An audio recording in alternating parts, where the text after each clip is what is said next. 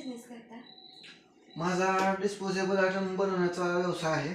जसं drone, पत्रावळी, dishes, चहा glass असं मी जे जेवणाचं वगैरे आयटम आहे ते तयार करतो. तुमचं शिक्षण कुठे झालं? माझं प्राथमिक शिक्षण हे जिल्हा परिषद प्राथमिक शाळा वडाची वाडी डवळस इथेच पूर्ण झालं मराठी शाळेतून. तुमच्या तिथून पुढचं शिक्षण कुठे झालं? त्याच्यानंतर तिथून पुढं मी 5वीसाठी हे निमगावला ॲडमिशन घेतलं आणि 5वी ते 10वी म्हणजे तसं ज्युनियर कॉलेज पण 11-12 माझं निमगावमध्येच झालं. इथून आम्ही येऊन जाऊन करतो. तिथून पुढचं शिक्षण? 12वीच्या नंतर 12वीत मला फर्स्ट क्लास मिळाला आणि मग त्याच्यानंतर शिक्षणासाठी घरची परिस्थिती हालाकीची असल्यामुळं टेंभुर्णीत जनता विद्यालयाला ॲडमिशन घेतलं. BAचं फर्स्ट इयर आणि सेकंड इयर मी टेंभुर्णी ते हॉटेल धनश्री इथं काम करून ते 2 वर्ष शिक्षण मी पूर्ण केलं. जसं की सकाळी कॉलेज करायचो 7 ते 11 आणि त्याच्यानंतर दुपारी 12 ते संध्याकाळी 12 वाजेपर्यंत मी माझं काम करत होतो आणि तिथूनच शिक्षण पूर्ण केलं. आणि त्याच्यानंतर जे BAचं लास्ट इयर आहे ते मी लास्ट इयरला कुर्रवाडी KNBC कॉलेज कुर्रवाडी इथे ॲडमिशन घेतलं. काम करून मार्क कमी मिळतील त्यामुळं घरच्यांनी फक्त शाळा शिकायला लावली. तुमचे आई वडील काय करतात? माझे आई वडील प्रामुख्याने शेतीच करतात. त्यांचा शेती हा वडिलोपार्जित व्यवसाय आहे त्यामुळे शेती करतात. तुम्हाला बिझनेससाठी कोणी प्रोत्साहन केलं? बिझनेससाठी तसं बघितलं तर आमच्या घरामध्ये बिझनेसची पार्श्वभूमी नव्हतीच. मुळात पहिला अगोदर शेतीचा व्यवसाय होता.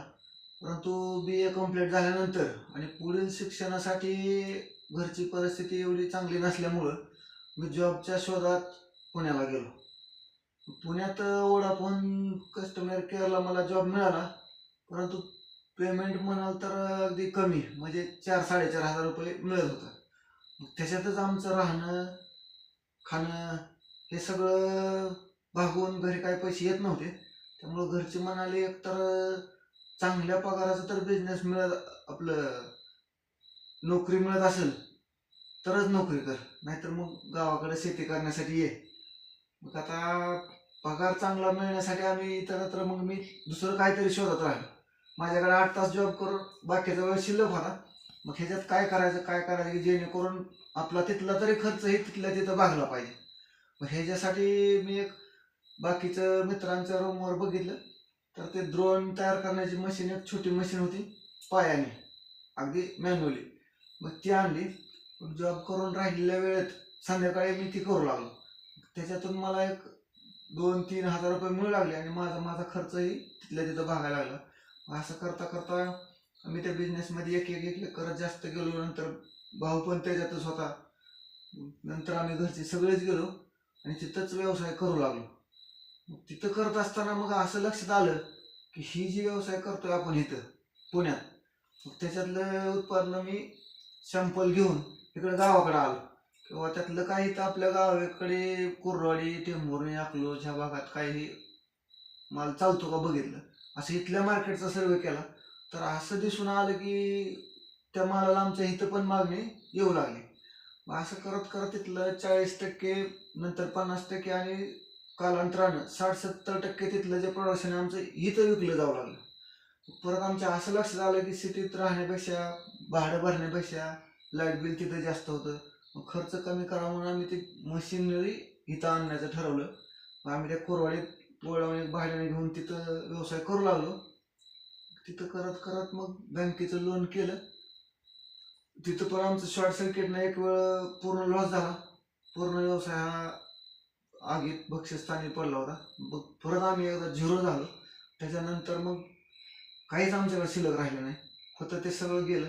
मग आम्ही परत कालांतरानं बँकेचं लोन करून हा पूर्ण व्यवसाय इथं शेतामध्ये जसं की आता बघितलं आहे उभा केला. तुम्ही आमच्या विद्यार्थ्यांना काय सांगू शकता? तर तुमच्या विद्यार्थ्यांना सांगण्यासाठी मी तर बिझनेसमॅन असल्यामुळं बिझनेस करत असल्यामुळं मी तोच सल्ला देईन.